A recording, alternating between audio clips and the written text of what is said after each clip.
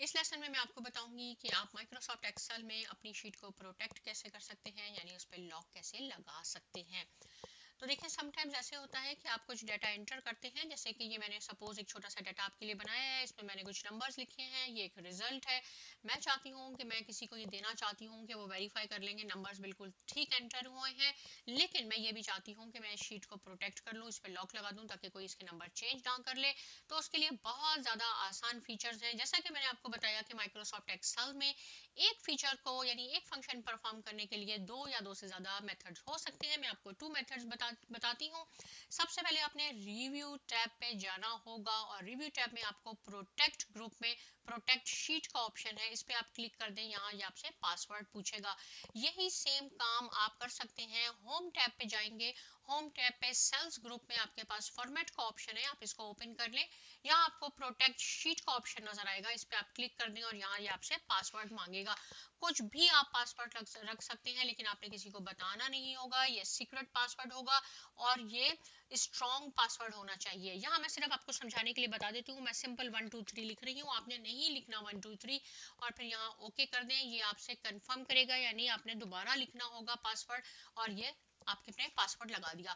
अब सपोज हम किसी को भी ये देते हैं कि आप कंफर्म कर लें, वेरीफाई कर लें ये नंबर्स ठीक है, और कोई चाहता है कि अहमद की कंप्यूटर में नंबर हम 99 कर दें, वो जैसे ही लिखने की कोशिश करेगा ये मैसेज आ जाएगा कि the sale or chart you are trying to change is an protected sheet. To make a change and protect the sheet, you might be requested to enter a password, right? कोई भी इसको अब change नहीं कर सकता। एक और try करके दिखाती हूँ। 43 की जगह अगर कोई यहाँ 80 करना चाहेगा नहीं होगा। आपने क्या करना है, इसको अनप्रोटेक्ट करना होगा। अनप्रोटेक्ट करने के लिए वही एक तरीका है, यहाँ से भी दिखा देती हूँ। फॉर्मेट को ओपन करेंगे, यहाँ से भी अनप्रोटेक्ट शीट आपके पास आ जाएगी। रिव्यू पे जाएंगे, पहले यहाँ प्रोटेक्ट शीट का ऑप्शन था, क्योंकि अब इस पे लॉक है तो यहाँ इसलिए अनप्रोटेक्ट नजर आ रहा है। यहाँ आपने पासवर्ड दोबारा लिखना होगा, जो भी स्ट्रॉन्ग पासवर्ड आपका होगा। 123 आपने नहीं लिखना। अब इसके बाद मैं यहाँ पे नंबर चेंज कर सकती हूँ इजीली, राइट। अगर आप चाहते हैं कि पूरी शीट पे आपने लॉक नहीं लगाना, आपने किसी एक कॉलम पे लगाना है, दो कॉलम पे लगाना है, पार्ट ऑफ द डाटा पे लगाना है, बिल्कुल वो भी कर सकते हैं आप। मैं कह रही हूँ नाम पे, जो फर्स्ट कॉलम है इस पे लगा दें कि कोई नाम ना चेंज कर दे।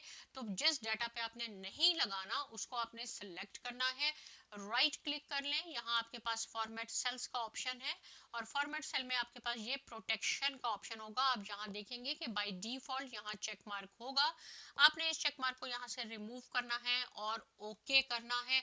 उसके बाद रिव्यू टैब पे जाके प्रोटेक्ट शीट पे आना है और यहाँ आप अपना कोई भी स्ट्रॉन्ग पासवर्ड लिख दें, ये आपका प्रोटेक्ट हो जाएगा। अब आप किसी को भी ये दे सकते हैं। अगर सपोज कोई एन की जगह कोई और भी नाम करना चाहेगा, वो जैसे ही लिखेगा मैसेज आ जाएगा कि इस पे तो लॉक लगा हुआ है, लेकिन इस बार नंबर्स पे हमने लॉक नहीं लगाया तो नंबर आपके चेंज हो जाएंगे। सिर्फ आपको ये दिखाने के लिए कि कंप्लीट शीट पे जरूरी नहीं है, आप चाहें तो एक कॉलम पे भी लगा सकते हैं।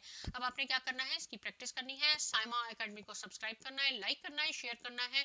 मिलते हैं नेक्स्ट लेसन में और बहुत शुक्रिया।